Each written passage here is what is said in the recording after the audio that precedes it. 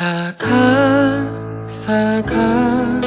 책장 넘기는 소리 톡톡톡톡 맛있는 책 이야기 책과 음악이 함께 있는 온북 TV 수요북콘.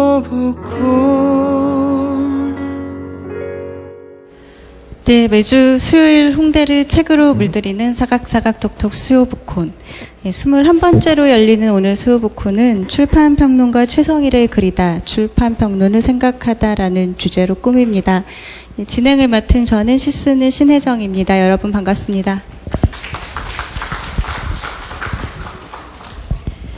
네, 아르헨티나가 낳은 세계적인 문호 보르헤스는 픽션들이라는 작품에서 천국은 틀림없이 도서관처럼 생겼을 것이다 라는 말을 한 바 있죠. 오늘 우리가 함께 생각할 주제가 책과 또 그 책에 대한 출판 평론이니만큼 이 말이 또 더욱 생각이 나는데요. 거기에 출판평론가 최성일 선생의 추모 1주기를 맞아 이 자리가 마련됐기 때문에 또 더 그러할 것입니다.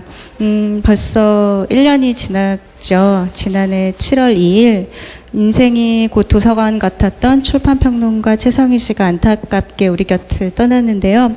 오늘은 그를 기리는 자리이자 또 그가 한 세상 더불어 살았던 책과 그리고 책에 대한 글을 쓰는 이래 그 출판평론에 대해서 깊이 있게 이야기 나누는 자리가 되었으면 합니다. 오늘도 많은 분들이 오셨는데 지금과 같이 많은 분들이 돌아가신 최성일 선생님을 그리는 이유가 분명히 있을 것입니다. 잠깐 최성일 선생님의 양력을 소개해드리고 순서 진행하도록 할게요. 고 최성일 선생은 1967년 6월 3일 인천에서 태어나셨고요. 이후에 인하대학교 국어국문과를 졸업한 후 우연한 계기를 통해 알게 된 사람들과 서평 잡지를 만들면서 글쓰기 공부를 다지게 되었습니다. 그리고 출판저널과 도서신문 등에서 출판기자로 활동하였고요. 작고하기 전까지 여러 지면의 북리뷰와 또 출판에 관한 평을 쓰시면서 왕성하게 활동을 하셨습니다. 쓴 책으로는 책으로 만나는 사성가들 5권이 있고요. 그리고 한 권의 책, 어느 인문주의자의 과학책 읽기, 베스트셀러 죽이기 등과 같은 책이 있습니다. 네, 이 남긴 책들도 모두 책에 대한 책이네요. 평생을 책과 함께 했고 또 책에 대한 글을 썼던 사람. 그래서 바로 오늘의 주제를 최성일을 그리다, 출판평론을 생각하다로 정하게 되었습니다. 오늘은 고인 대신 이야기를 나눠주실 특별한 세 분을 모셨습니다. 차례로 이 자리를 빛내주실 세 분의 이야기 손님은요. 한국출판연구소의 책임연구원으로 계신 백원근 씨, 그리고 생태운동가 박병상 씨, 그리고 출판평론가로 활동하고 계신 장동석 씨, 이렇게 세 분을 모셨습니다. 차례로 이 무대를 빛내주실 텐데요. 무대로 나오시기 전에 잠깐 준비한 영상을 보시겠습니다. 지난해 12월에 있었던 제9차 출판정책 라운드테이블 한국의 출판 비평 무엇이 문제인가 라는 영상을 잠깐 준비했습니다. 보시고 이야기 나누시죠.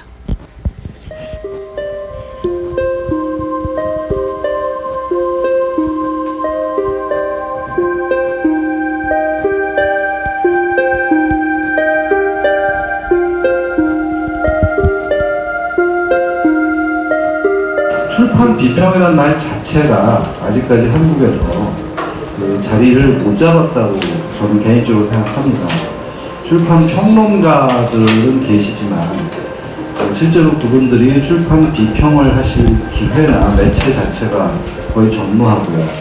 학교에서 나온 연구나 이런 것들이 언론을 통해서 잘 소개되지도 않기 때문에 평론의 역할이라고 하는 것은 어떤 일반적인 독자들의 눈에는 잘 보이지 않는 그런 부분들을 명확하게 드러내주면서 그리고 그것이 우리와 맺는, 사회와 맺는 혹은 또 다른 지적 요소들과 맺어지는 관계들을 규명을 해주고 그리고 그것이 무엇을 시사하는 건지 어떤 의미를 갖는 건지를 평가를 해주는 건데 책의 비평은 저는 흡사 예술 비평과 같다고 생각이 듭니다.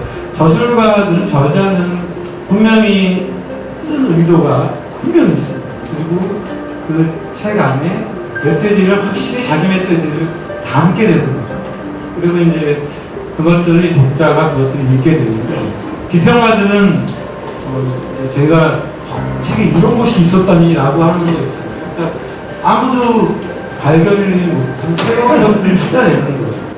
서평 잡지가 사라지고 있다라는 요즘에 와서 훨씬 더 이런 것들을 옥석을 가리기 위해서는 정말 전문적인 출판 매체가 필요하다는 것이 이게 망하는 한이 있어도 한번 해보고 싶다라는 생각을 스스로는 갖게 돼요. 그런 부분들을 뭐 이렇게 뭐라 그럴까요? 계속 공감대를 높여가는 작업들이 출판 평론가들뿐만 아니라 뭐 매체 또 출판 결국 궁극에 가서는 출판사들이 해야 할 일이라는 신문이 됐든 주간지가 됐든 월간지가 됐든 저널리즘 쪽에서 그 속보성을 완전히 무시할 수는 없더라도 그 서평 공간에서 일부라도 이 책은 뭐 다른 데서 다룰 건 뭐하건 깊이 있게 다뤄가야 된다 그러면은 극히 일부라도 조금 제가 아까 말씀드린 하루 만에 서평 제조하기 방법을 동원하지 않아도 되는 그런 공간을 조금이라도 열어주셨으면. 전문성의 문제가 아니라 다수의 그 말을 일종의 대중지성인데 그 대중적인 그 서평가 그룹, 이 독자 집단에서 다양한 서평들 생산해내면은 거기서 나름대로 이제 선별될 수가 있고, 그런 것들이 또 다른 독자들에게 어떤 선택에 도움을 줄 수 있는 그런 시스템으로 가는 게 조금 더 제 생각에 조금 현실적인 게 아닌가 그런 생각이 드는데, 그 한국출판연구소에서 출판평론상을 이제 매년 2년 만에 한 번씩인가 이제 하는데 이 사회의 의미가 진정 얼마나 가치가 있는지 좀 생각을 해볼 필요가 있습니다. 그 진정한 그 출판평론을 통해서 이 상을 받고 이 상을 받음으로 인해서 출판평론가로 등단을 하게 되고, 그래서 그 등단한 그 출판평론가가 이 출판계를 위해서 정말 그 양질의 그 좋은 비평을 할 수 있는 그 여건을 만들어주는 거, 그게 상당히 중요하다고 생각을 합니다. 네, 영상 보셨습니다. 이제 첫 이야기 손님인 백원근 선생님 모실 텐데요. 백원근 선생님은 현재 한국출판연구소 책임연구원으로 계시고요. 문화체육관광부 규제개혁위원, 한국출판학회 이사 및 일본 출판학회 정회원, 북스타트 코리아 상임위원 및 사랑의 책 나누기 운동본부 연구위원 등으로 계십니다. 공저서로 출판사전, 번역출판, 세계문학론, 문학 콘텐츠 입문 등이 있습니다. 네, 백원근 선생님 무대로 모시겠습니다. 박수로 맞아주시죠.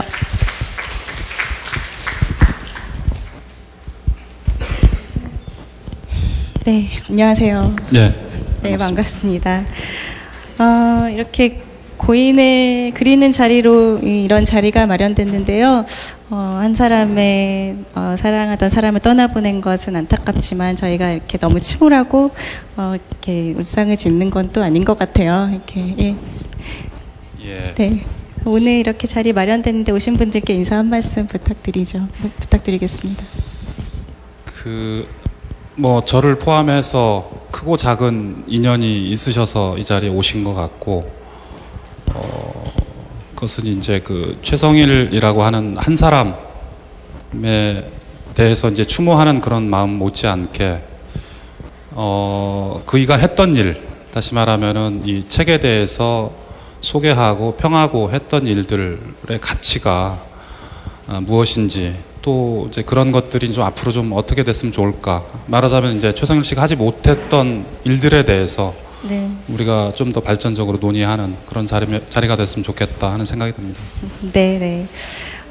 지난해 말에 있었던 그 세미나 영상으로 이렇게 열었는데 저희가 너무 무거운 주제로 이 시간 연 게 아닌지 모르겠어요. 그런 생각이 들긴 하는데 이 영상 다시 보니까 어떠세요? 최성일 선생님이 더 생각나시나요?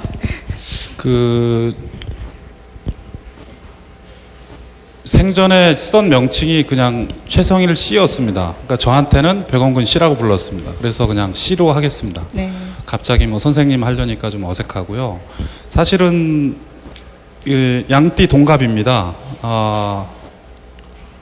그래서 굉장히 뭐랄까요, 좀 어느 순간에 그거를 같은 띠라는 걸 알게 됐는데 그 작은 거 하나만으로도 굉장히 동질감을 갖게 됐습니다.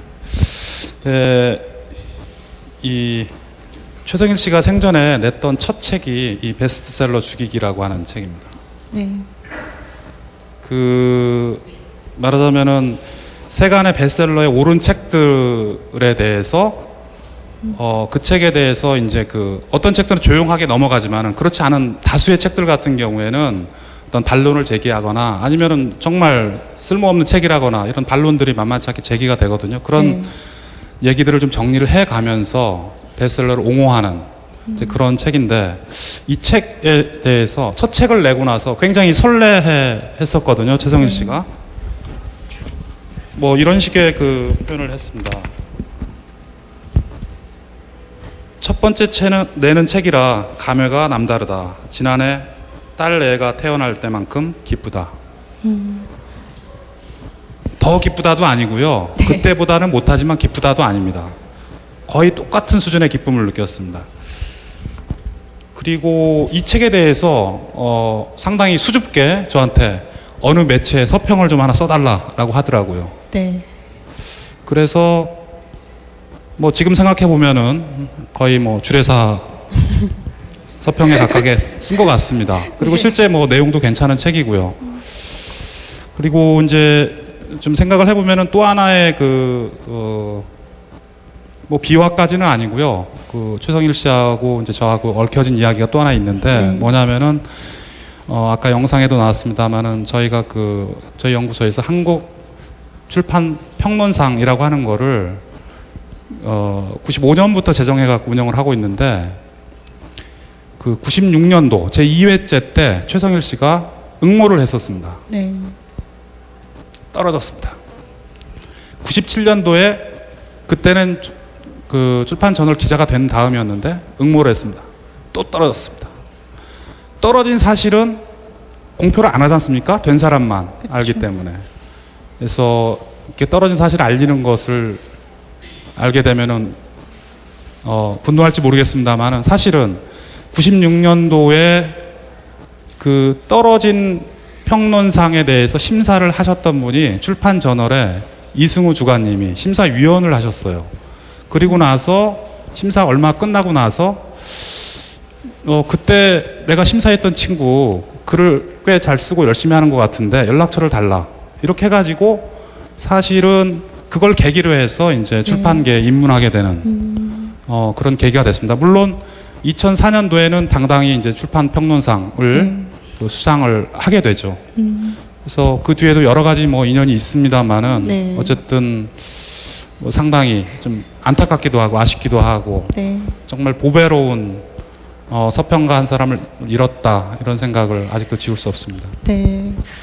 같은 비슷한 이렇게 일을 계속 해오셨고 출판 분야에서 일을 해오셨고 또 글도 많이 보셨을 텐데 얼마 전에 한 일간지하고 인터뷰하신 내용 중에 이런 말이 있었어요. 미사 여구 없이 솔직 담백한 어법을 구사하며 때론 지은이와 출판사로부터 항의도 받는 그런 필화를 자초하기도 한 자유로운 서평가는 보기 드물었고 이후로도 보기 힘들 것이다라고 말씀하셨죠. 네. 저 같은 경우에도 책에 대해서 평하는 것, 즉 서평을 쓰는 일은 많지가 않습니다. 1년 해봐야 고작 몇 편을 쓰는 정도입니다. 그거를 의뢰가 들어와도 거의 하지 않는 경우가 많고요. 그리고 쓰는 서평들은 대부분 주례사 서평들입니다. 라고 하는 것은 굳이 좋지 않은 책, 마음에 들지 않은 책을 끄집어내서 굳이 어떤 뭐랄까요, 그 책에 대해서 좀 낭패감을 안길 만한 그런 일이 이제 별로 없는 거죠. 그래서 어떻게든지 읽을 만한 책을 한 권이라도 사람들에게 소개하는 역할, 거기에 이제 많이 이제 좀 봉사를 하게 되는데요. 실제로 보면은 지금 이제 우리 최성일 씨 같은 경우에는 굉장히 뭐랄까요, 필화가 많았어요. 그것을 출판 저널에 근무하던 시절에도 봤고, 그리고 그것이 지나고 나서 어느 또 다른 매체에 연재하던 기간에도 봤다라고 하는 것은 제가 전해 들은 겁니다. 그 사람들을 관계자들을 통해서. 근데 그런 일들이 흔히 이 책에 대해서 평을 쓰는 사람들의 보편적인 숫자보다 압도적으로 많았습니다. 다시 말하면은 정치적이지를 않았던 것 같아요. 계산하지 않았습니다. 너무 순수했어요. 우리 같으면은 이 책을 나쁘게 평했을 때, 혹은 좋지 않게 평가했을 때, 혹은 더 아주 최상의 칭찬을 하지 않았을 때 오는 그 뒤에 약발에 대해서 생각을 하게 될 것 같아요. 네. 그러니까 그 출판사 사장, 지은이, 혹은 누구누구 하면서, 근데 그런 것들을 전혀 생각하지 않고 순수하게 책 내용에 대해서 자기 느끼는 바대로 썼었던 그런 서평가를 저는 아직껏 본 적이 없는 것 같아요. 그러니까 이렇게 계산하지 않고 책에 대해서 얘기를 해줄 수 있다라는 것, 그것은 네. 이분 스스로도 이제 어느 책에서 나는 출판 평론가라는 표현이 어색하다라는 표현을 썼었는데, 굳이 명칭을 붙인다면 평론가라기보다는 서평가에 가까운, 그리고 좀 독자를 대신해서 읽는 네. 대표 독자라고 할까요? 그런 측면에서 뭔가 좀 책에 대해서 어떤 선입견이라든가 이런 것들을 배제하고 순수하게 책 내용에 대해서 혹은 책 자체에 대해서 얘기할 수 있었던 굉장히 네. 드물었던 존재였다, 그렇게 생각이 듭니다. 예. 저도 이 남긴 책들이 다 이제 책에 대한 책이기 때문에 이 책들을 읽어보시면 아시겠지만 굉장히 가감없이 또 솔직 담백하게 쓰셨던 것 같아요. 그래서 더 또 많이 기억하고 그러지 않을까 싶은데요. 그렇다면 저희가 사실은 문학평론에 대해서는 좀 많이 익숙하지만 실은 출판평론이라는 거는 관련 업종에 계신 분이 아니면 조금은 낯설 수도 있을 것 같아요. 우리나라의 어떤 출판평론이라는 영역이 좀 언제부터 보편적으로 이렇게 활성화가 되었다고 볼 수 있을까요? 저는 제 나름의 기준에 따르면은 지금 활동하시는 그러니까 평론가라고 하든 혹은 서평가라고 하든 하는 분들은 네. 대개 3세대 내지 4세대에 해당하는 분들이라고 봅니다. 이제 어떤 경우에는 뭐 제1세대 평론가라고 최성일 씨를 표현하기도 하는데, 네. 왜냐하면은 이제 이 역사라고 하는 것이 어느 한순간에 만들어지지는 않습니다. 그래서 이제 1세대 평론가로는 이제 70년대 부터 활동을 많이 왕성하게 하셨었던 그 남해 안충근 선생을 좀 들 수가 있을 것 같고요. 물론 이제 서지학에도 밝았고 주로는 이제 양서를 추천하는 그런 역할을 많이 했고, 때로는 굉장히 좋지 않은 상업적인 그런 흐름에 대해서 강하게 비판하는 글들을 또 많이 쓰셨었습니다.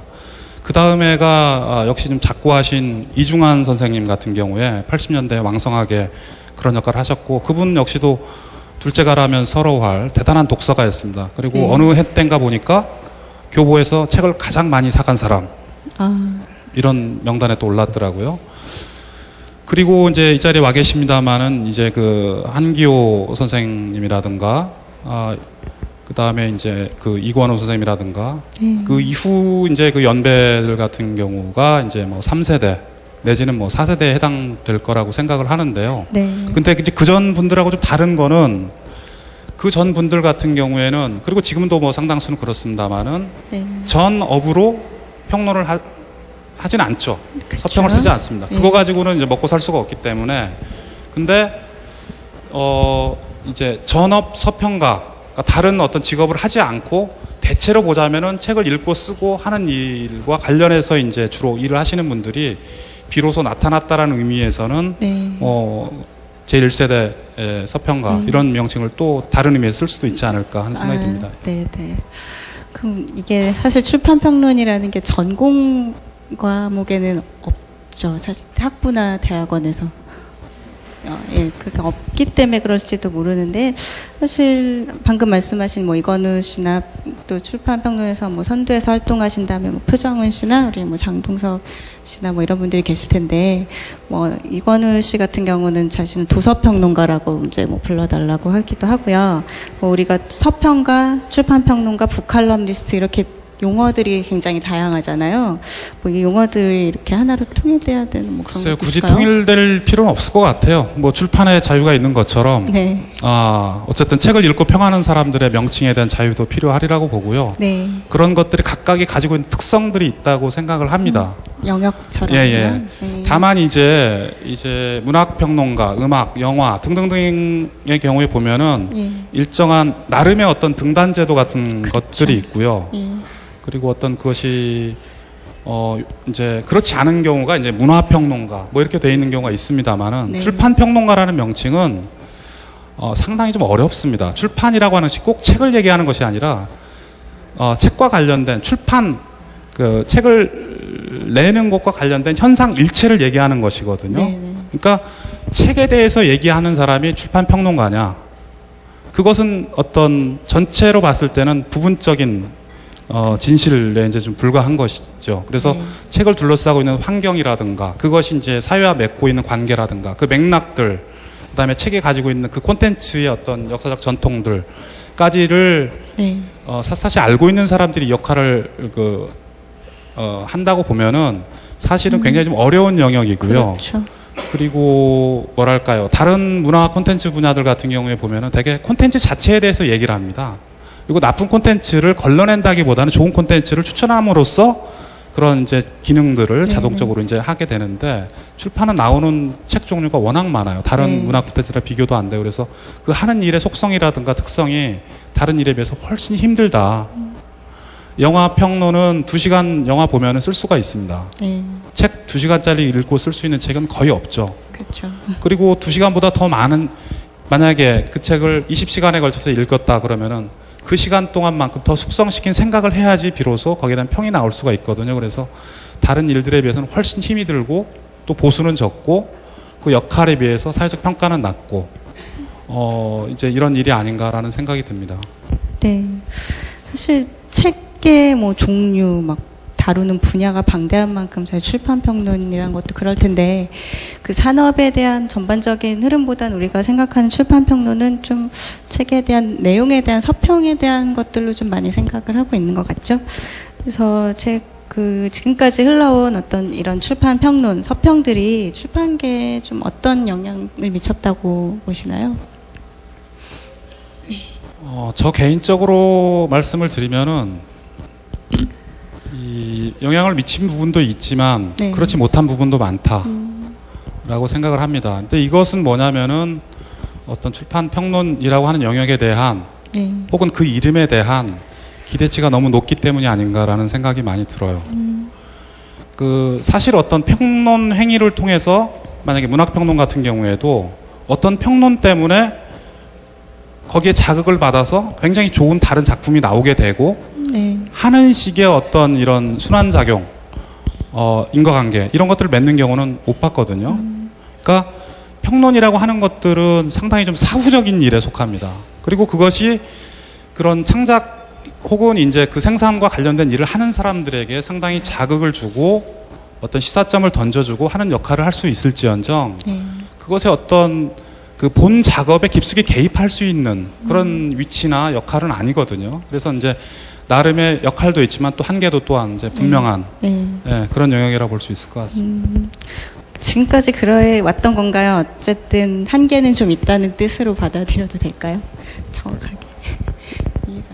예, 아니 그래서 네. 보면 이제 그 나름의 역할들을 분명히 해 왔었고 네. 그것이 결국은 이제 그 매체와의 관계에서 좀 생각해 볼 여지가 있을 것 같은데, 네. 그러니까 과거 이제 그런 역할을 해왔었던 이제 그 출판 저널이라고 하는 매체라든가 이와 유사한 이제 몇 개 이제 매체들이 있습니다. 그리고 그걸 통해 갖고 이제 어떤 그 책에 대한 담론, 그리고 한 책에 대한 어떤 그 이 토론, 이런 것들이 각기 다른 시각 속에서 진행이 되고, 그럼으로 인해서 좀 그 책들에 대한 관심도를 좀 더 높여내는 이제 그런 역할을 했다는 측면에서 상당히 좀 그 평가할 부분이 굉장히 높이 있다고 보고요.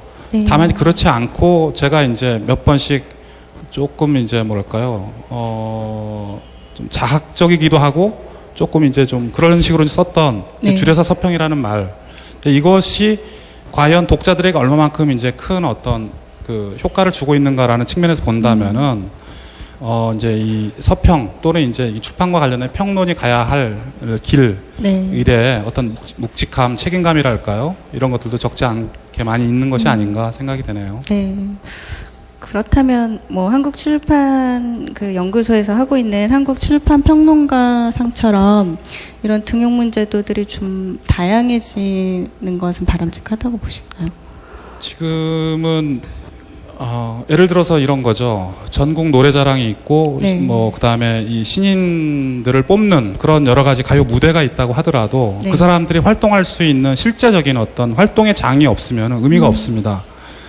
그러니까 이제 이 얘기는 그 외국 번역가들, 그러니까 한국 문학을 번역하는 할 수 있는 역량을 가진 외국의 그 번역자들을 양성하는 과정에도 똑같이 나타납니다. 네. 그러니까 과연 한국 문학을 번역해서 먹고 살 수 있느냐라고 하는 문제하고 이제 동일한데요.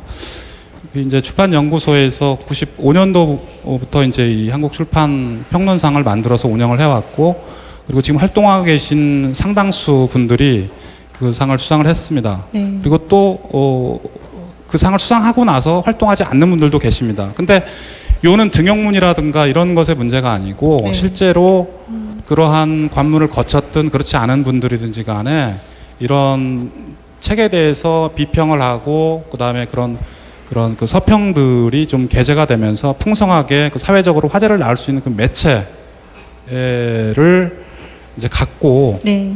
활동할 수 있는 이제 여지들을 만들어줘야 되는데 그러지 못한 측면이 상당히 좀 한계인 것 같고요. 근데 그런 것은 이제 지금 꼭 그 뭡니까 인쇄 매체뿐만이 아니고 네. 이런 원북 TV라든가 하는 이런 방송 매체를 통해서도 좀 활성화될 수 있는 계기들이 앞으로는 좀 더 많아져야 될 것 같습니다. 활동할 수 있는 매체나 뭐 영역이 적다 보니 예, 또 그 등용 문제도가 많이 배출이 돼도 예, 더 활발한 활동을 할 수 없는 뭐 그런 상황인 것 같아요. 뭐 지금 계속 출판연구소 얘기 좀 나왔는데 그 출판연구소에서 하는 일은 어떤 일인가요? 86년도에 그 설립이 됐고요. 네. 주로는 이제 이런 그동안 해왔던 일 중에서 국민 독서 실태 조사라든가 그 다음에 이제 각종 이제 출판 정책 현황에 관련된 여러 가지 이제 보고서들 이런 작업들을 주로 해 오고 있었습니다. 예. 우리가 매년 보는 그 독서 실태 조사 예. 조사 같은 거에 저희 잡지 라이브러리 앤 리브로에서 이번 7월호에 지식산업사의 김경희 대표님을 인터뷰했는데 그분께서 우리 출판계에서 한국출판연구소가 가장 중요한 조직이다 뭐 이런 말씀도 하셨어요. 글쎄요, 뭐 이제 그분이 이제 그 두 번째 그 이사장님을 역임하셨기 때문에 네.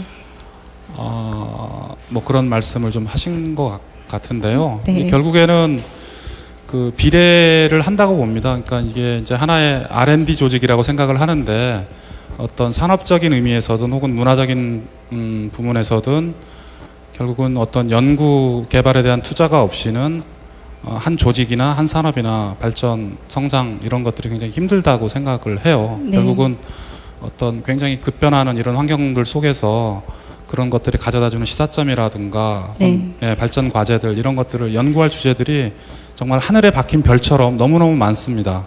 근데 그거를 실제로 할 수 있는 그런 인력이라든가 조직, 예산 이제 이런 것들은 너무나 제한이 되어 있고 그것은 결국은 이제 우리 출판계가 네. 만든 조직이긴 하지만은 거기에 투여할 수 있는 역량이 너무나 적다 보니까 어떤 앞으로 좀 해야 될 역할이 굉장히 많은데 아직 뭐 그러지는 못하고 있는 상황이라고 자평하고 싶습니다. 네. 제가 이 준비를 하면서 들은 말인데요. 그 출판 문화와 그 책에 대한 이야기 그리고 출판 산업까지 전반적으로 이렇게 아우르실 수 있는 분이 많지 않은데 그 중에 한 분이 백원근 선생님이다 이런 말씀 제가 한 분으로부터 들었거든요. 그거는 전혀 맞지 않습니다. 네, 지금 뭐 앞으로 출판계에서 하셔야 될 일 뭐 굉장히 많은 것 같고 우리가 생각하는 과제들도 굉장히 많을 텐데 선생님 앞으로 뭐 계획하고 계신 일은 어떤 게 있으세요? 네, 계획도 많고 꿈도 많고 그렇습니다. 근데 이제 뭐 아시는 것처럼 환경이 많이 어려운데 오늘 또 최정일 씨와 관련해서 나온 자리니까 하나 떠오르는 것이 네. 1년 전에 그랬습니다. 너무 안타깝다. 어떻게 하면 좋겠냐. 그랬더니 어떤 분이 저한테 그러시더라고요. 그분이 못한 목까지 해야 되는 거 아니냐. 그러니까 우리의 그 역할이라는 것들도 그분이 못한 거를 너무 아쉬워하지 말고 그 대신해서 우리가 좀 더 많은 일을 하라는 뜻이 아니겠느냐. 뭐 그런 또 이야기가 있었습니다. 그래서 뭐 관계되신 분들이 서로 이렇게 좀 힘을 모아서 네. 뭐 어쨌든 저는 그런 생각도 좀 해봤어요. 만약에 기회가 된다면은 이런 최성일 뭐 평론상, 출판 평론상 뭐 이런 것들도 액수는 많지 않아도 좋다고 봅니다. 네. 뭐 10만 원짜리 도서상품권으로서 뭐 상품을 대신하더라도 뭔가 이 이름이 좀 잊혀지지 않았으면 좋겠다. 그런 생각을 했고, 그러면 이제 우리 후배나 후세들도 최성일이 누군데라고 물었을 때 이런 사람이었어라고 어떤 이 시스템을 통해서 그 이름을 기억하게 하자라는 거죠. 그래서 그런 것들도 좀 얘기가 좀 모아지면 진행해봤으면 좋겠다, 그런 생각을 좀 했습니다. 예, 멋진 제안이신 것 같고 저희 잡지에서도 한번 적극 고려해 보겠습니다. 네, 오늘 굉장히 바쁘신 줄 아는데 귀한 자리 내주셔서 감사드립니다. 네, 고맙습니다. 박수 부탁드릴게요.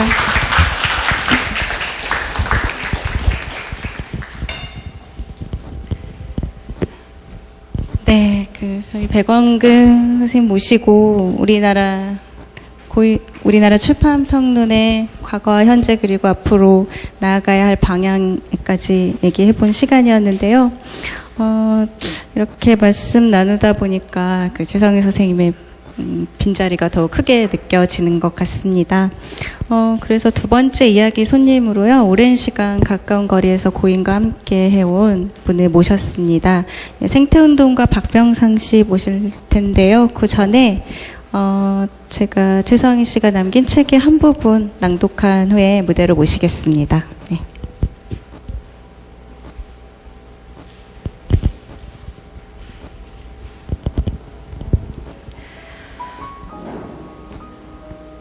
리뷰 대상으로 국내 저자는 어찌 그리 인색하냐는 질문을 몇 번 받았다. 국내 저자를 기피하는 까닭은 외국 사상가의 번역서 리뷰에서 출발한 점이 가장 크다. 여기에다 국내 저자는 이름이 높을수록 신뢰하지 않아서다. 수전 손택 이후 미국 최고의 지성이라는 노마필드의 표현을 빌면 제 아무리 깊은 학식과 풍요로운 교양을 지니고 있다 하더라도 그것이 사상과 행동의 도덕성까지 보증해 주지는 않는다.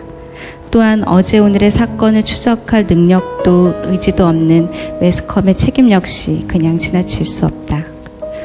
우리 언론의 인물 관련 보도와 인물평은 믿을 게 못 된다. 자사의 이해관계에 따라 뻥튀기하기 일쑤여서다. 언론사의 이익과 맞서는 인물은 아예 무시하는 전략을 취한다. 어느 언론사든 예외가 없다. 언론의 전반적인 보도 내용 또한 마찬가지다. 자사의 생존과 이익을 최우선으로 한다. 사정이 이러하니 이라크에 대한 미국의 두 번째 도발을 앞두고 불붙은 전 지구적인 반전 열기를 국내 언론을 통해 접하기란 참으로 막막한 일이다. 하물며 시장 경제학파의 총본산격인 경제학부가 있는 시카고 대학의 반전을 주제로 한 학내 토론의 열기가 외신으로라도 전해지길 바라는 건 무리다.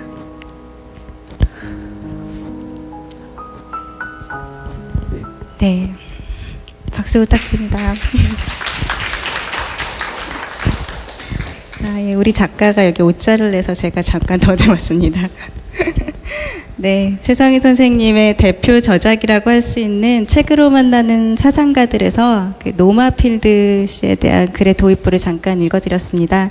예, 잠깐의 글만 보더라도 어떤 문제의식에 비껴가지 않았다라는 점을 느낄 수가 있는데요. 가까운 거리에서 고인과 함께했던 박병상 씨 모시고 함께 얘기 나눠보도록 하겠습니다. 박병상 선생님은 도시와 생태계 문제에 대해 대안을 찾는 환경운동가이시고요.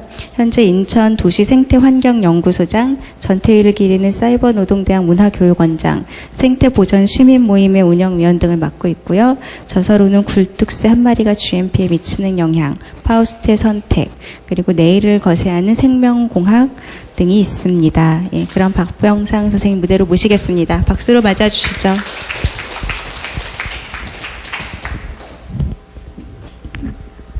네, 안녕하세요. 네, 안녕하세요. 네, 반갑습니다. 박병상입니다. 네, 오늘 오신 분들께 인사 한 말씀 전해주시죠. 예.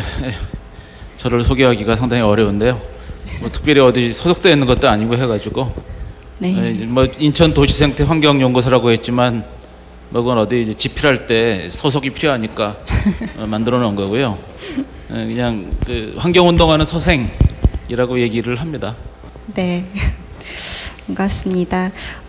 벌써 최성희 씨가 우리 곁을 떠난 지 벌써 1년이 되었는데요. 1년이 지난 현재 이렇게 많은 분들이 또 고인을 기리는 자리에 오셨어요. 이런 점들이 어디서 연유한다고 보세요?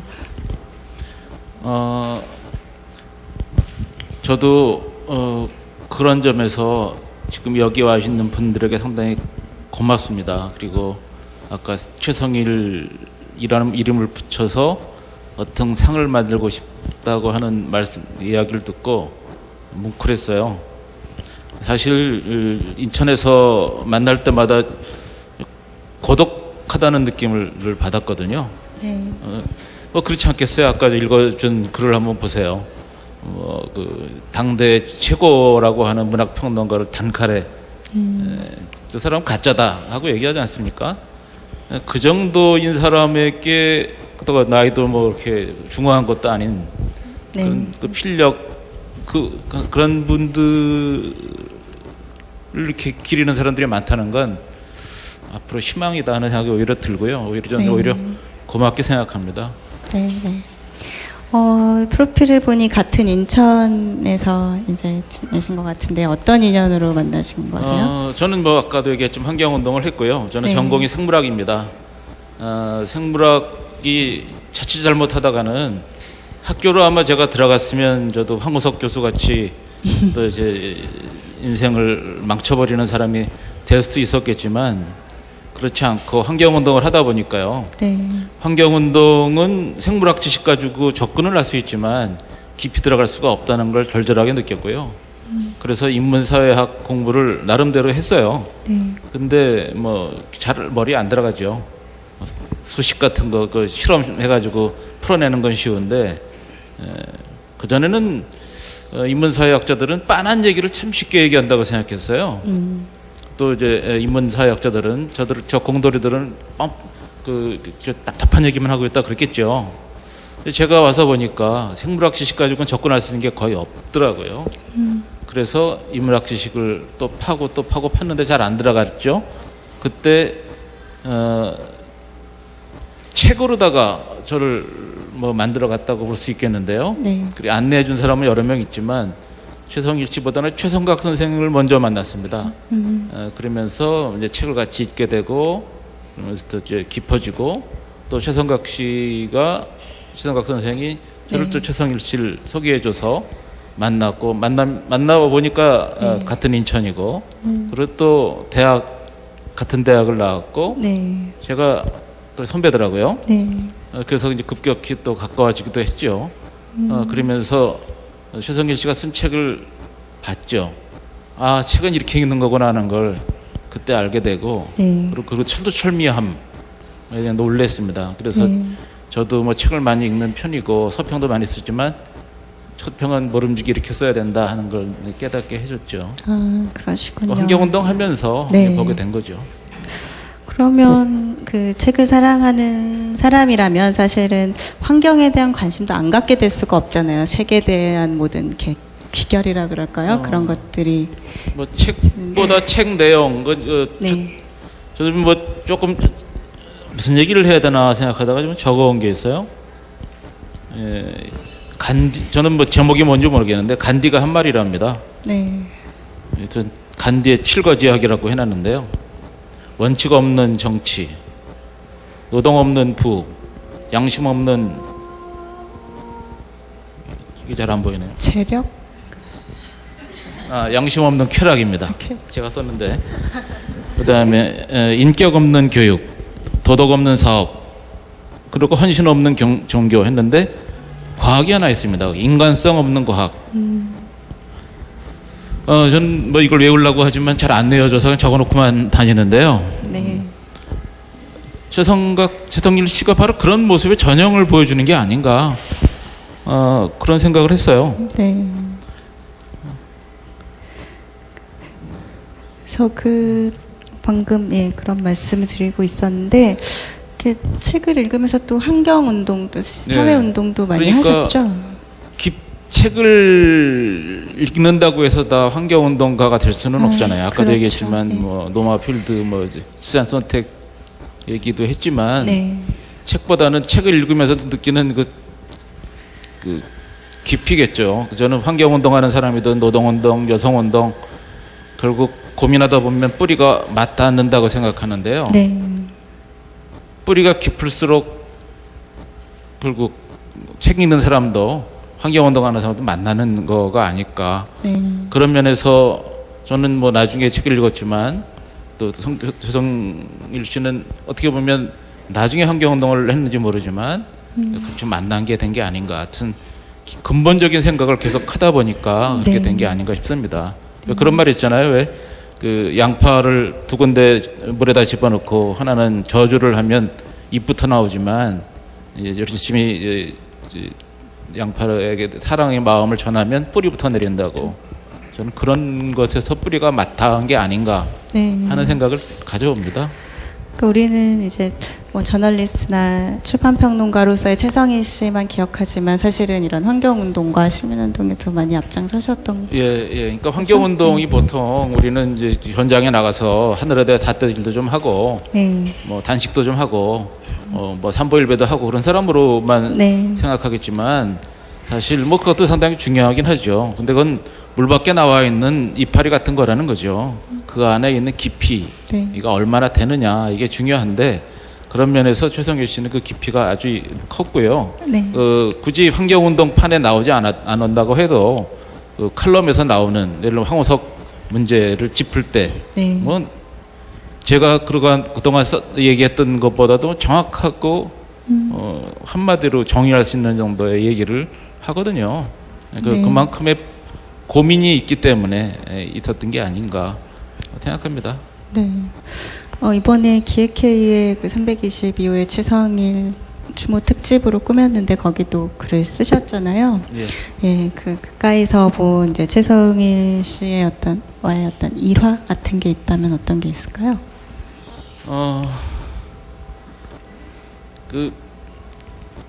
늘 듣는 말을 듣고요. 이게 보통 이런 자리에서 말을 하게 되어 있는 자리에서는 말을 하지만 네. 이제 뭐 술을 마신다거나 회의를 한다거나 할 때는 주로 듣는 편이죠. 그러다 핵심적으로 정리를 하는 말을 몇 마디만 네. 했던 것이고요. 그리고 이제 저는 환경정이라고 하는 환경단체에서 1년에 한 번씩 벌써 작년이 10년이 됐습니다만 환경책 큰 잔치에서 네. 환경책을 선정을 합니다. 네네. 그때서부터 이제 같이 일을 했는데 그때 책을 정하는 것이 아주 정확했어요. 여러 사람들이 아까도 얘기했지만 자기 좀 몇 가지 편견이 좀 있을 수가 있죠. 예를 들면 나 이런 출판사는 뭐 내가 마음에 든다든가 네. 뭐 이 저자하고 관계가 있다든가 이런 것들이 아무래도 관계가 했어요. 되는데 그건 뭐 단칼에 그런 것들은 정리를 하고 그리고 그때 헤맬 때 몇 마디로다가 이제 정리를 해서 이제 만들어내가는 그런 데서 내공을 좀 받죠. 그리고 뭐 정말 아플 때 네. 아픈 사람이 뭐 이렇게 담담한가 하는 생각을 했어요. 그냥 넘어져가지고 좀 상처가 났는데 이제 다 났어요 하는 식의 생각처럼 뭐 수술할 거예요. 뭐 전두엽을 많이 떼어낸대요 하는 식으로 얘기할 때 저는 이렇게 세심한 머리를 쓰는 사람인데 수술하는 그렇게 담담하게 얘기할 수 있나 하는 생각을 했고요. 그리고 죽기 전에도 그때 아르헨티나하고 월드컵 예선을 할 때입니다. 네. 그때 만나서 늦게까지 차를 마시면서도 이제 담담하게 여기 있었던 일, 재발된 일, 또 넘어졌던 일, 뭐 이런 얘기를 하더라고요. 그래서 저는 곧 외국에도 가고 뭐 그래야 될 일이 있는데 혹시 내가 없을 때 사고가 나면 어떡하나 하는 그런 걱정들 좀 하게 됐죠. 하여튼 뭐 저는 어떤 글을 저도 뭐 서평을 쓴다는 얘기 했지만 서평을 쓸 때 또는 제가 책을 엮거나 그럴 때 낼 때 최성각 씨가 한 번 손을 보는 게 아니라 멘트를 해주는 걸 기대하거든요. 네. 그분이 저한테 제 스토커라고 얘기를 했어요. 네. 제 책을 꼭 한 번씩 봐준다고. 그러니까 늘 생각하죠. 아, 이걸 최성각 씨는 어떻게 생각할 건가. 최성일 씨. 최성일 씨. 최성일 네. 씨를 어떻게 생각할 건가 하는 그런 걸 생각을 머리에 두고 쓰게 되더라고요. 네. 저를 많이 정화하게 만든 사람이죠. 네. 저도 이 글 이번에 기획회에 쓰신 글에 책에 나오면 맨 먼저 들고 가서 전해주고 싶고 글을 쓰면서 그거 어떻게 생각할지를 염두에 둔다라고 그 말 읽고 마음이 좀 뭉클해지더라고요. 예. 그러니까 저는 이공계인데 네. 이공계면서도 요즘은 거의 인문 쪽 책을 많이 들여다보긴 해도 네. 기본적으로 이공계잖아요. 그러니까 이제 그 이공계 글쓰기가 인문 학도의 눈에 어떻게 보일지 늘 궁금하고요. 제대로 가고 있는 건지 네. 이런 것들 또 제가 양심의 소리를 제대로 내고 있는 건지 이런 것들을 궁금해했죠. 네. 작년에 그 고인이 세상 떠나시던 날에 사실은 독일에 계셨잖아요. 예. 또 올해도 사실은 독일에 가실 행위 자꾸 미뤄지신다고 하셨는데 이번엔 어떤 일로 가시게 되시는 거예요? 예, 뭐 작년 뭐 아시다시피 네. 후쿠시마 사고가 났고요. 네. 독일에서는 핵 발전소를 포기하기로 했으니까요. 네. 포기한 사람들이 왜 포기했는지 그 사람들하고 직접 만나고 싶었어요. 네. 사실 뭐 보도를 통해서는 알았지만 가서 직접 만나야 확신이 생기고 그래야 내 나라에서도 할 수 있겠다는 자신감이 생기니까요. 네. 그때 저하고 저희 집하고 최성일 씨 입원한 병원이 가깝습니다. 네. 지하철 2정거장. 그래서 제가 되도록이면 자주 가려고 노력했지만 자주는 못 갔죠. 그러면 한 달에 한 번 정도는 갔을까? 그리고 그때까지 조금씩 악화되는 거를 봤지만 설마 독일에 갈 때 그럴 줄은 몰랐어요. 네. 그래서 독일 갔다 온 다음에 좀 허전하더라고요. 그래서 낙골당 만월당에 가려고 했는데 여기 앉아 계신 부인께서 갈 때 동행하겠다 해서 네. 이제 같이 갔다 온 적이 있습니다. 그러셨군요. 뭐 아마 오늘 행사 끝나시면 또 독일의 원전 찾아서 또 떠나실 계획이시죠? 요새 예, 이번에는 독일에 가서 이제 재생 가능한 에너지로 네. 자립하는 데를 한번 가보려고 합니다. 생태 도시 쪽 탐방인가요? 생태 도시? 예, 그런 거죠. 예. 네. 오늘 좋은 말씀 감사드리고요. 지금도 사실은 뭐 여러 언론사들에서 최성일 선생을 추모하고 추모의 글도 많이 나오고 기자분들도 많이 그 일화들을 많이 소개하는데 오늘 말씀해주신 이런 부분들이 다 많은 사람들에게 아직도 기억에 남고 애틋하게 이렇게 정으로 남아 있는 게 아닌가 싶어요. 아마 이제 고인도 뭐 보고 계실 수도 있겠지만 뭐 선생님 뭐 지금 하시는 활동이라든지 뭐 환경에 대해서 지금 계획하고 계신 일은 어떤 게 있으세요? 글쎄 뭐 계획보다도요. 저는 네. 벌써 이제 그 활동가 할 수 있는 나이는 좀 지나서 저도 네. 저는 천천히 살자.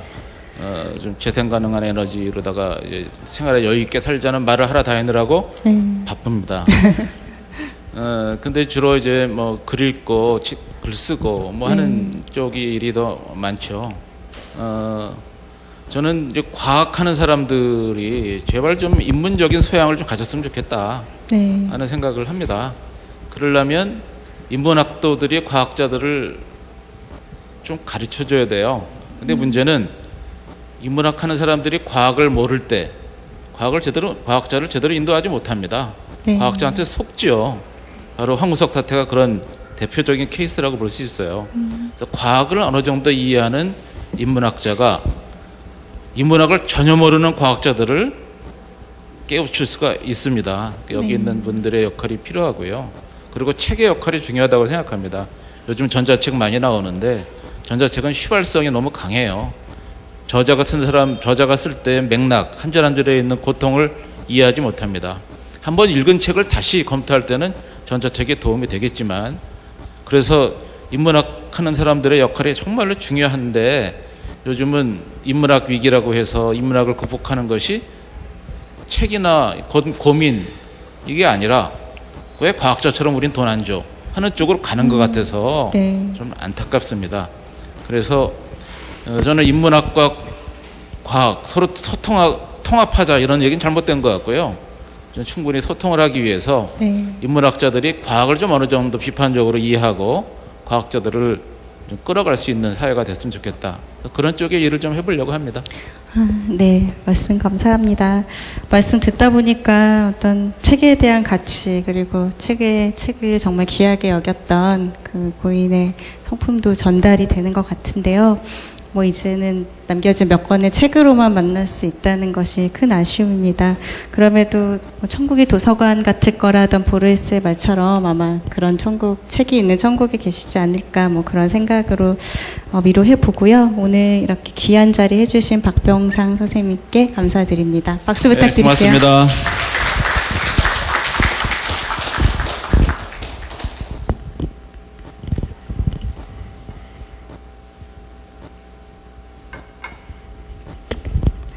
네, 고맙습니다.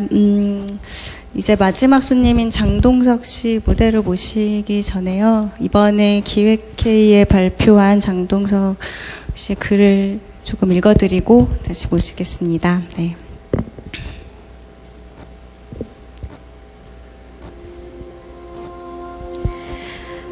고 최성희 선생의 책사랑은 알만한 사람이면 다 안다.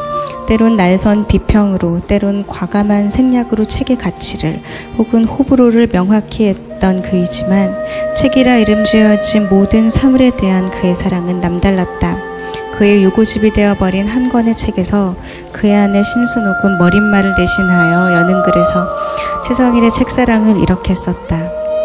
그는 책 말고 다른 무력은 거의 없는 검소하고 소박한 사람이었다. 여러 출판사가 책을 보내준 것에 그는 늘 고마워했으며 책들을 일주일 또한 한 달 간격으로 정리하여 권수 그리고 가격을 적어 넣었다. 책을 얻거나 빌리기보다는 필요한 책은 꼭 사서 보았으며 지인에게 책을 선물하는 것 또한 아끼지 않았다. 책에 대한 애착은 강했지만 책의 임자는 따로 있다면서 소중한 책을 필요한 사람에게 기꺼이 내주곤 했다. 네. 네, 지난 6월 20일 격주간지 기획회의에서 다룬 최성희 추모 일주기 특집에 썼던 글인데요. 오늘의 마지막 이야기 손님의 글이기도 합니다. 네, 이제 이야기들이 거의 정리가 되어가는 것 같은데요. 앞서서는 출판 평론에 대해 그리고 고인에 대한 이야기까지 들어봤으니까 이젠 현장에서 직접 출판 평론을 하시면서 활동하고 계신 분도 만나보면 좋을 것 같아요. 예, 장동석 씨 무대로 모시겠습니다. 박수 부탁드립니다. 네, 안녕하세요. 네, 안녕하세요. 안녕하세요. 예. 네, 뒤에 이렇게 선생님 소개가 나가고 있는데요. 이런 건 뭐. 네. 예. 그냥, 예. 네, 최근에 살아있는 도서관이라는 책으로 독자들을 만나셨고요. 사실은 그 책의 저자로 저희 수요복고 무대에 한번 출연을 하셨었어요. 네. 그렇죠. 예. 그때도 항상 진행을 많이 하셔서 이 자리를 굉장히 어색해 하셨는데 오늘도 각도를 이쪽으로 뜨고 어색해 네. 하시네요. 20분간 어색하다가 내려갈 것 같은데요. 예. 네. 오늘 앉아 계시면서 첫 시간부터 계속 보셨을 텐데, 네, 어떻게 보셨어요? 사실은 제가 여기 이 자리에 서 있으면 앉아 있는데요. 앉아 있으면 안 될 것 같은 그런 분위기예요. 왜냐면, 네. 아까 말씀하신 출판이라는 현상, 그리고 책에 대한 이야기를 하실 수 있는 분들이 굉장히 많은데, 네. 감히 제가 이야기 나선 게 굉장히 부끄럽고 죄송스러운 마음이에요. 사실은 제 책 보도자료에서 그 편집자가 그런 말을 썼었어요. 가장 최근 가장 활발하게 활동하는 네. 가장 젊은 출판 평론가. 네. 라는 표현을 썼는데 거기에는 굉장히 모호한 현실이 담겨 있어요. 네. 최근 가장 활발하게 활동하는, 그러니까 출판 평론을 하는 사람이 거의 없는 상황이 된 거죠. 그러니까 제가 나름 글을 쓰니까 평론을 하는 가장 활발하게 하는 그런 사람이 됐고 네. 가장 젊은. 저는 그런 느낌을 좀 받는데요. 제 후배들 중에 과연 출판이라는 이 언덕에 기대서 평론을 할 수 있는, 그러니까 다음 세대 중에, 물론 뭐 그렇게 나올 수도 있겠지만, 전업으로 출판 평론을 하는 전문 영역의 전문인들이 태어날 수 있을까라는 사실 두려움 같은 게 있어요. 왜냐하면 아까 백오문 선생님이 말씀하신 것처럼 놀 수 있는 마당 자체가 없다라는 거죠.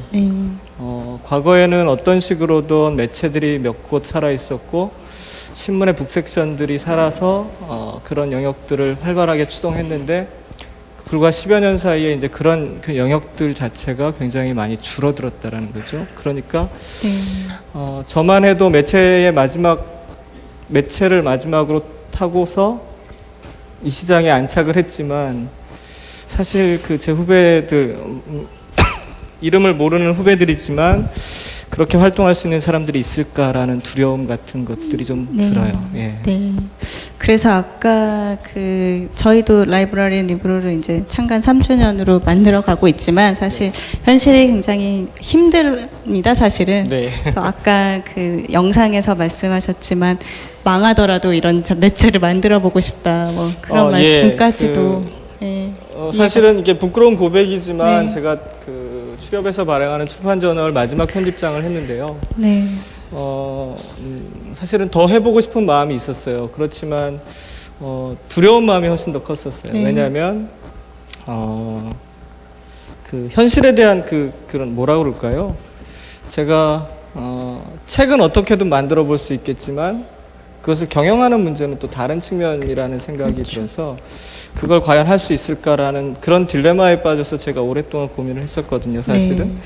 그러다 보니까 제가 한 5년 동안, 그 이후에 5년 동안 이렇게 홀로 프리랜서로 작업을 하다 보니까 이제는 정말 망하더라도 네. 옛날같이 다시 돌아가서 누군가 그것을 한번 해보라고 한다면 한 달을 내더라도 한 호를 내더라도 한번 해봐야겠다라는 해보고 싶다, 해봐야겠다가 아니라 해보고 싶다라는 생각이 들죠. 물론 누군가 돈을 대주시면 그런 생각인데요. 장기적으로 이렇게 변화하는 환경 가운데 그런 것들을 어떻게 할 수 있을까 좀 고민하고 있는 상황입니다. 네. 예, 저도 아까 그 말씀 드리면서 참 이해는 된다 이런 생각 들었는데 사실 마지막 출판 저널의 마지막 편집장이라고 말씀하셨지만 마지막 출협에서 발행하는 출판 아직도 저널의 나오고 있으니까요. 예. 마지막 편집장이라고 말씀하셨지만 최성일 씨와 또 출판 저널이랑 끈으로 좀 묶여 있으시죠? 저는 세대가 좀 다른데요. 세대는 저는 이제 다르지만? 출협에서 하는 출판 저널 세대이고 저는 호칭을 최성일 선배라고. 저는 최성일 선배님 한 번도 만나뵌 적이 없고 전화로만 몇 차례 원고에 대해서 그리고 이런저런 이야기들을 나눈 사이인데요. 네. 최성일 선배는 이제 금고, 지금 출판문화진흥재단이 발행했던 타블로이드판의 기자셨죠. 저랑은 좀 세대가 달라서 네. 사실은 뭐 그렇습니다. 예. 그래서 먼저 접한 거는 사실은 글로 접하신 거죠? 그렇죠. 제가 네. 96년에 이제 늦게 군대를 갔다 와서 네. 2학기에 복학을 했어요. 그때 이제 제가 행정학을 공부했는데 당시에 행정학이라는 학문이 사람들은 대부분 제가 행정학 공부해서 늘 얘기하는 게 덕봉건 군대 행정병으로 갔다 온 것밖에 없다고 늘 얘기하는데요. 이제 행정학 공부가 마뜩치 않아서 이렇게 도서관을 주변을 저 도서관에는 책이 몇 권이나 있을까. 원래부터 이제 어려서부터 책을 열심히 읽었고 그래서 도서관에서 책이나 좀 봐야겠다. 그러면서 이제 가이드가 없으니까 정기 간행물실에 갔었죠. 그 당시에 저희 학교는 굉장히 좋은 학교였던 것 같아요. 네. 출판 저널을 정기 구독하고 있었으니까. 그래서 아침에 주로 이제 그 정기간행물실에서 이제 잡지들을 보다가 네. 발견한 게 이제 출판 저널이고 96년 제 기억으로 아마 최성일 선배가 4월인가 5월에 들어 입사하신 걸로 제가 기억하는데요. 제가 가을 9월부터 이제 그 잡지를 탐독하겠죠. 제가 아까 나온 글에도 썼지만 네. 어떤 글, 어떤 책에 대해서 신랄하게 평을 하셨는지는 전혀 기억이 나지 않아요. 그렇지만 네. 최성일이라는 이름은 사실은 저한테 96년부터 네. 굉장히 오래도록 각인데 그 당시에 뭐 여러분들이 있었어요. 지금 열심히 활동하시는 분들도 있고 또 소설가가 되신 분들도 있고 제 기억으로 그런데요. 네. 유독 그 이름이 저한테 네. 굉장히 오랫동안 기억에 남아 있었습니다. 예. 그럼 요즘에도 글밥 먹고 산다는 표현을 많이 쓰시는데 그에 이렇게 영향을 받으신 바는 좀 있나요? 이렇게 명시적으로 사실은 그 영향을 받았다라고 해야겠죠. 이제 글밥, 책밥 이렇게 얘기하는데 네. 어려선 삼국지였고 뭐 어느 시절엔 뭐였고 뭐에는 뭐였고 이렇게 얘기를 하지만 요런 글을 써봐야겠다. 그러니까 제가 그 98년에 대학을 졸업하고 이제 잡지사에 취직을 하면서 제가 문화부에 오래 있었어요. 그래서 문화부 그 월간 잡지 문화부에 오래 있었는데 문화 파트를 오래 했는데 유독 저에게 이 영향력을 준 것들이 책이었어요. 그래서 문화 파트를 저 혼자 다 했는데 30페이지를 저 혼자 한 2년, 3년 동안 만들었는데 보통 문화하면 우리가 연극이나 영화나 뭐 미술이나 이런 것들을 잘 조합해서 여러 이야기들을 해야 되지 않습니까? 근데 제가 30페이지 중에 한 15페이지를 책 페이지로만 만들었었어요. 혼자서. 네. 이 사람에게 서평부터 그때 이제 최성일 선배에게 전화를 해서 제가 몇 편의 글을 받은 기억이 있어요. 그래서 네. 그랬고 하여튼간 그러니까 저에게는 어쩔 수 없이 책으로 준 영향력은 30대 초반에 그 글들을 통해서 나름 영향을 주셨다 이렇게 네. 볼 수 있죠. 그런데 얼굴은 못 봐서 굉장히 아쉽고 네. 예 그렇습니다. 예. 오늘 최성일 씨의 이제 글에 대한 얘기 나왔던 것 중에는 그 가감 없는 비판과 네. 뭐 그런 것들에 대해서 사실은 많이 나왔잖아요. 네.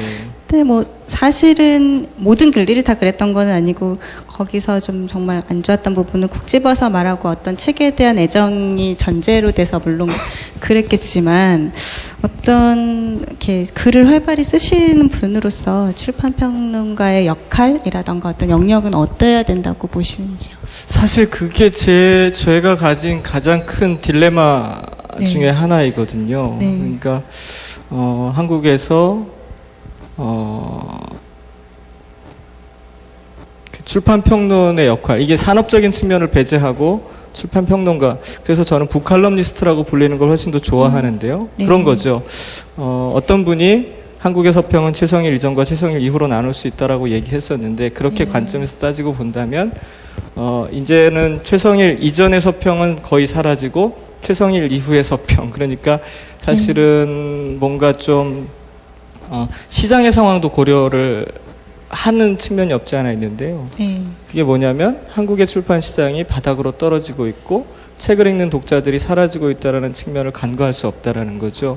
그래서 네. 저는 어떤 것에 대해서는 신랄한 비평이 필요한 대목에서는 그런 것들을 하지 않겠다라는 것이 아니라 네. 할 의사는 있으되 제가 조금 더 출판평론에 요즘 이게 출판평론인지는 잘 모르겠지만 비중을 두고 있는 것은 좋은 책을 같이 독자들에게 읽어보자라고 자꾸 권해주는 역할로서의 그 출판평론가가 아닌 북칼럼니스트의 역할이 훨씬 더 제게는 네. 지금 더 잘 맞는 옷이다라는 거죠. 물론 비판이 있을 수 있습니다. 이 부분에 대해서 그렇다면 그 고유의 출판평론의 역할을 어떻게 할 것이냐라는 부분은 좀 더 논의로 하고 이렇게 상황이 좋지 않은 이 책과 죽어가는 이 책의 그 어떤 뭐라 그럴까요? 이런 상황에서 네. 좀 더 그런 딜레마를 제가 좀 가지고 있습니다. 예. 그러면은 이제 장수님께서는 그런 입장에서 좀 책을 많이 권하는 입장에서 글을 쓰고 계신 거죠? 지금? 그렇죠. 제가 쓴 글을 대부분 보면 네. 날카로운 비평은 없습니다. 제가 이렇게 네.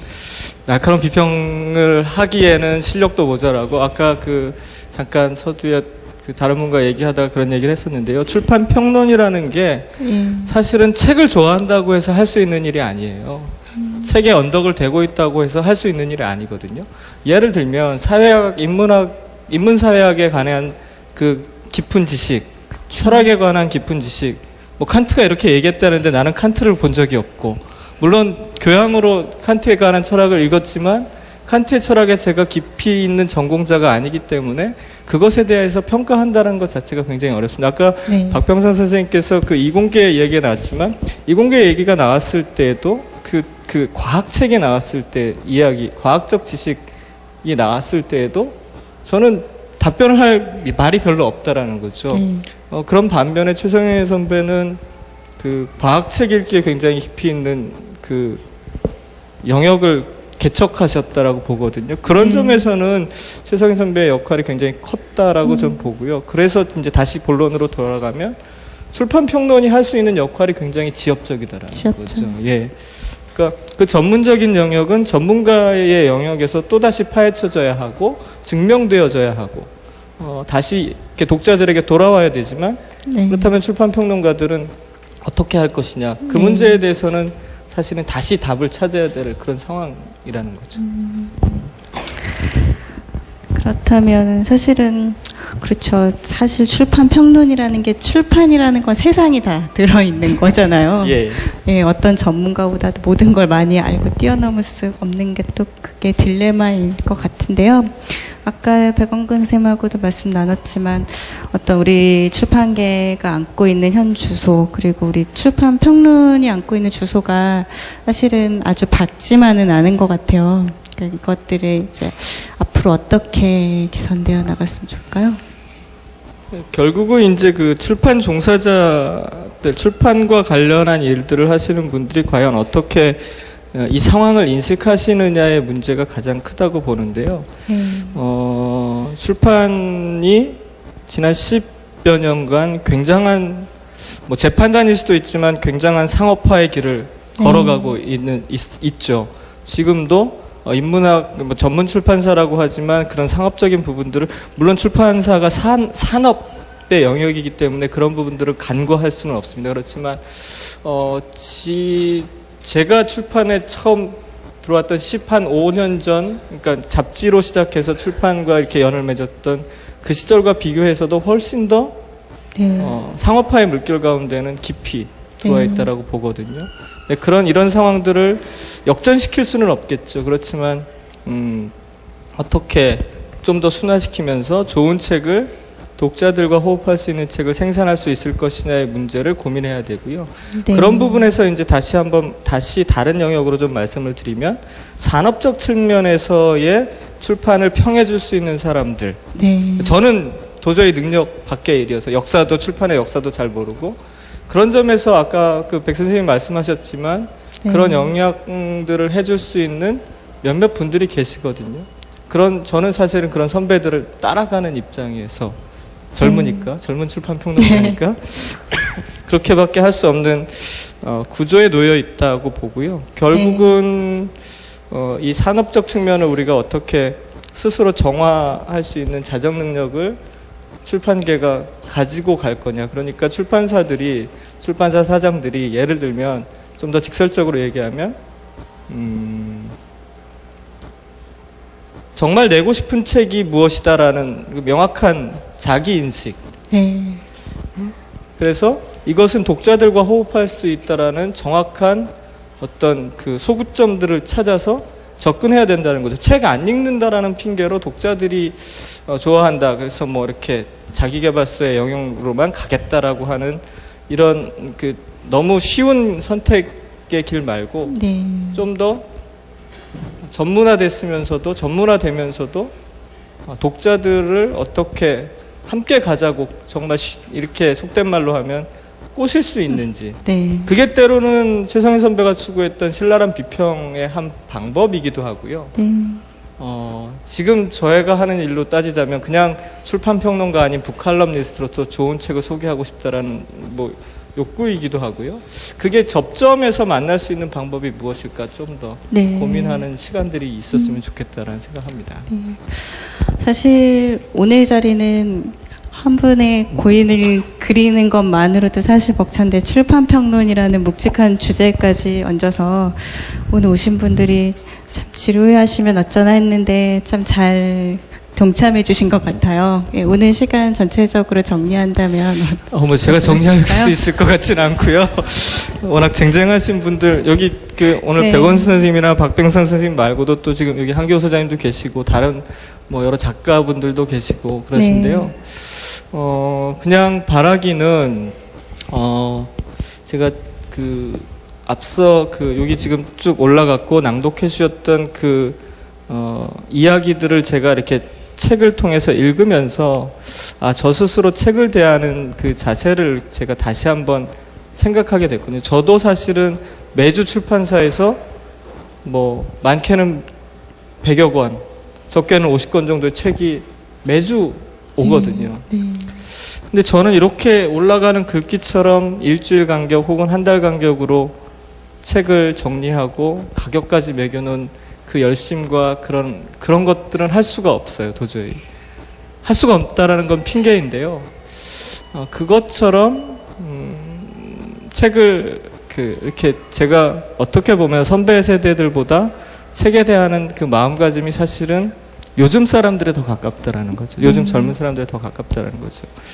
그렇지만 제가 그 글을 읽으면서 사실은 다시 엑셀을 정리하기 시작했거든요. 저도 책이 나름 꽤 많이 있는 편인데 그런 얘기 하죠. 아까 책에는 임자가 있어서 그 책에 임자가 있어서 이렇게 선물하는 것들을 즐겨 하셨다고 그러는데 저는 제가 보고 싶은 좋은 책들만 싹 이렇게 걸러놓고 나머지 책들 여기 쌓아놓고 후배들 오면 가져가 이렇게 하는데요. 그래서 안 되겠다라는 생각을 하게 됐어요. 제가 좋아하는 책들을 사람들에게 더 권해야 되겠다라는 거죠. 그리고 줘야겠다라는 거죠.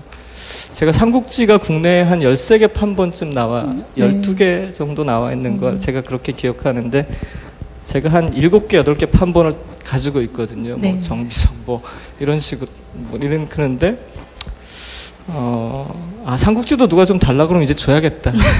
그런 생각도 들고요. 네. 그러면서 그게 결국은 책을 사랑하는 사람의 방법이다. 그게 책으로 삶을 살아내는 사람들의 삶이어야 한다라는 생각을 하게 됐어요. 그래서 제가 기획회의에 그 글 쓰고 나서 이렇게 좀 바꿔보려고 노력을 하는데 사람의 마음이 좀 간사해서 잘 안 되네요. 네. 오늘 참 좋은 말씀 그리고 앞서 나와주신 두 분 선생님께도 감사드립니다. 진짜 저희 수요 북콘이 북책이라는 그 주제로 계속 열렸는데 오늘만큼 책에 대한 얘기를 많이 한 적도 없는 것 같아요. 예, 오늘 귀한 자리 내주신 장동석 선생님께 다시 한번 박수 부탁드릴게요. 네, 네 고맙습니다. 예, 손님들과의 이야기가 다 진행이 됐는데요. 잠깐 안내 말씀 드리고 마무리하도록 하겠습니다. 저희 수요복권 블로그 댓글 이벤트에 선정되신 분들은 무대 왼편에 마련된 행사 테이블에서 책 선물 받아가시기 바랍니다. 그리고 오늘의 책은요. 책으로 만나는 사상가들과 연암서가의 한 권의 책, 이 두 권 중에 한 권 구입하신 분들은요. 저희 또 행사 테이블에서 영수증 보여주시면 책 한 권을 선물로 드립니다. 잊지 말고 받아가시고 챙겨가시기 바랍니다.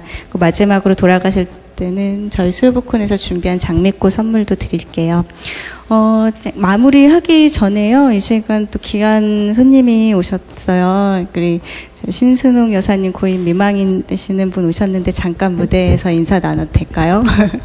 네, 박수 부탁드립니다.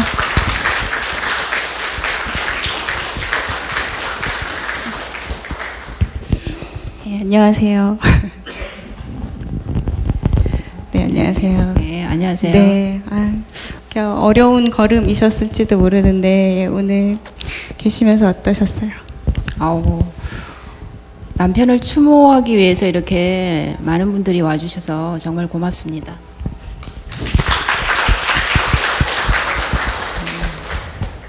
네. 그 한 권의 책에 보면 이제 그 여사님이라고 불러야 되나요?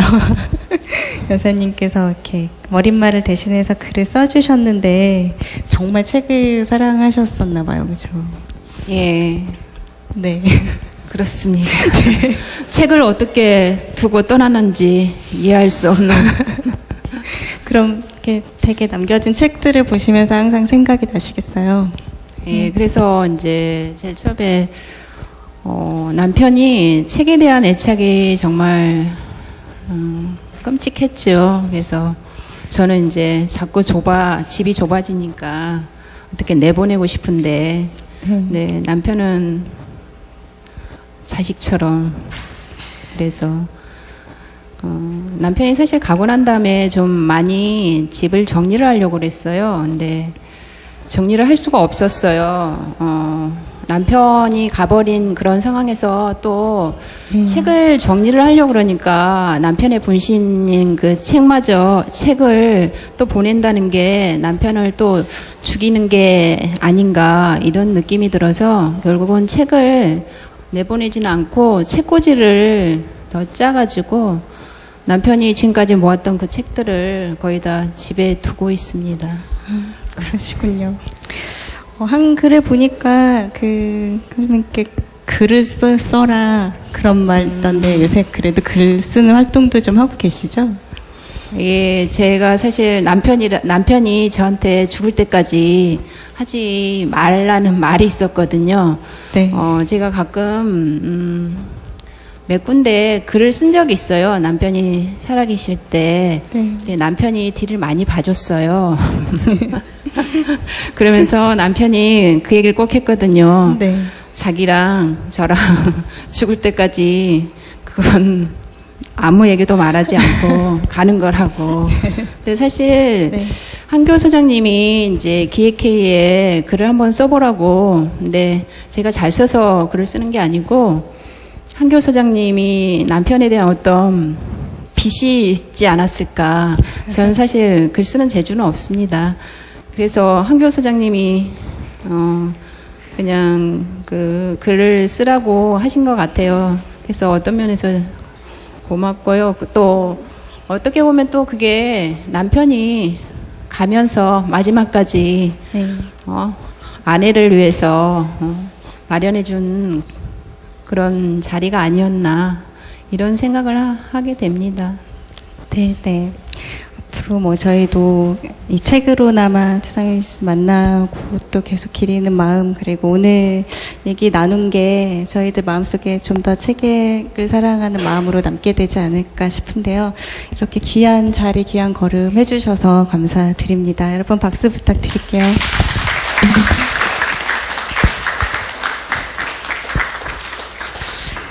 네, 마음이 좀 뭉클해지는 자리였습니다. 마지막으로 또 한 분의 특별한 분을 또 모셔야 될 것 같은데, 방금 말씀하신 한국출판마케팅연구소의 한기호 소장님 잠깐 인사 나눌 수 있을까요? 네. 박수 부탁드릴게요. 네.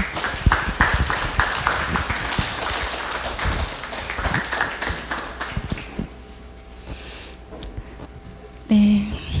마이크가 앞에 있습니다. 안녕하세요. 네, 안녕하십니까. 네네. 네, 한국출판마케팅연구소의 한기호 소장님이신데요.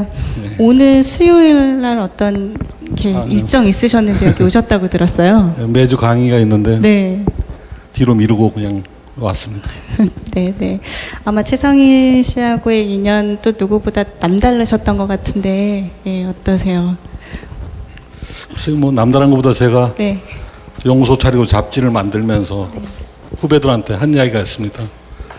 나는 진흙탕에서 흙을 묻히면서 네. 멍석을 깔겠다. 그 멍석에서 너희들이 잘 놀아라 그랬는데 네. 놀다 그냥 먼저 가버렸네요. 그래서 많이 울었습니다. 네, 여기서 박수 한번 칠까요? 네, 또 오늘 일주기 맞아서 이렇게 많은 분들 오셨는데 예, 오늘 어떻게 보셨어요? 정리해 주시는 한 말씀 해주시죠. 글쎄요, 저는 뭐 우리 여기 학교도서관저널 연정호 주관이 있는데 네. 그 작년 초였던가요? 그래서 병원에 가서 최성이라는 누워 있는 걸 보고 도저히 일어나지 못할 것 같은 마음에 돌아오면서 여기 와 있는데 저는 서해와 인해가 더 걱정이 됐어요. 저 친구들한테 이 세상에 아빠가 와서 뭘 하고 갔는가를 보여줄까라고 생각을 했어요.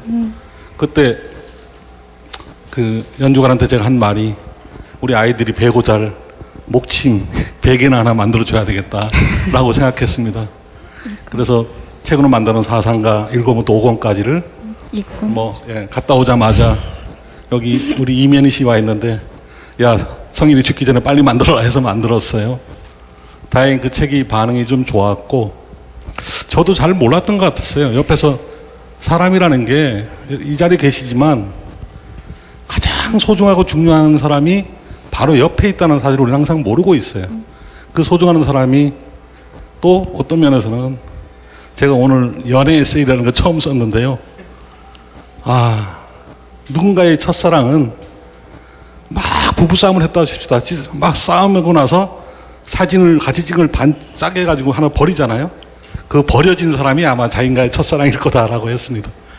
옆에 있으면 가장 좀 뭐 어떤 때는 솔직히 말씀드려 귀찮기도 하고 뭐도 하고 그러는데 떠나고 나면 그게 자기의 가장 가까웠던 사랑이 아닐까 싶어요. 그런 면에서 보면 제가 잡지를 낼 때 우리 잡지에 글을 가장 많이 썼고 아마 평론가 중에서 우리 연구소에서 책을 가장 많이 냈는데 사실은 출판에 대한 책을 내서 잘 팔리지 않습니다. 그런 책을 저는 뭐 80권 이상 냈는데요. 참 펴내기 어려워요. 솔직히 적자가 많이 납니다. 아까 평론가들 그런데 먹고 살기 어렵다 그러는데 다행히 저는 뭐 우리 직원들이 가끔 그러는데 저는 몸 팔러 다닙니다. 그러니까 강연 하러 다니는데요. 연구소 초창기에는 한 달에 한 20번 정도 한 50만 원이 받으면 1,000만 원 정도 그 강사료 받아가지고 그걸로 잡지 만들고 월급 주고 그렇게 해서 이렇게 키워놓은 거예요. 근데 그러다 보니까 좀 책이 안 나가고 그러니까 가까이 있고 열심히 해주지만 좀 이렇게 뭐랄까 좀 야, 책 그만 내야 되는 거 아니야? 뭐 이런 거 좀 마음을 가졌던 것 같아요. 근데 이제 최근에는 이제 그런 걸 좀 버려도 될 만큼은 됐는데 그래서 많이 미안했습니다. 그래 미안해서 책 내주고 그 뒤로도 뭐 이번에 기획회의 특집도 냈는데 사실은 왜 가까이 있는 사람, 가장 소중한 사람들한테 제대로 못했을까라는 것 때문에 참 울기도 많이 울었고 뭐 사내가 보통 울려면 입을 뒤집어 쓰고 울으라 그러는데 저는 뭐 사실은 길거리에서 담벼락에서 술이 취해서 울어보기도 했고요. 많이 그리운데 뭐 이 자리에 많이 와주셔서 오늘 고맙습니다. 네, 오늘 귀한 자리 해주셔서 감사드립니다. 예, 다음 기회에 또 뵙겠습니다.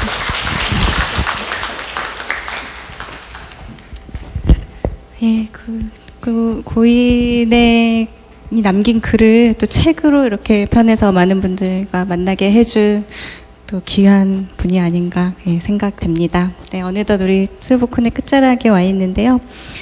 책을 사랑하는 마음 북스리브로와 출판방송 온북TV가 함께하는 수요일의 북콘서트입니다. 예, 제 21회 수요북콘 순서가 모두 끝났는데요. 책을 사랑해서 그리고 그 책을 다시 글로 쓰는 사람들 그리고 그 선두에 살다 먼저 떠난 그 최성희 선생님을 생각하고 또 그 그리움과 더불어 우리 출판평론의 현실에 대해서도 같이 생각해 본 귀중한 시간이 아니었나 생각이 듭니다. 예, 저희 수요복콘의 행진은 계속 이어지는 가운데요. 다음 주에는 경성탐정 이상의 작가 김재희 씨와 함께 진행하도록 하겠습니다. 네, 저는 다음 주에 다시 찾아뵙겠습니다. 고맙습니다.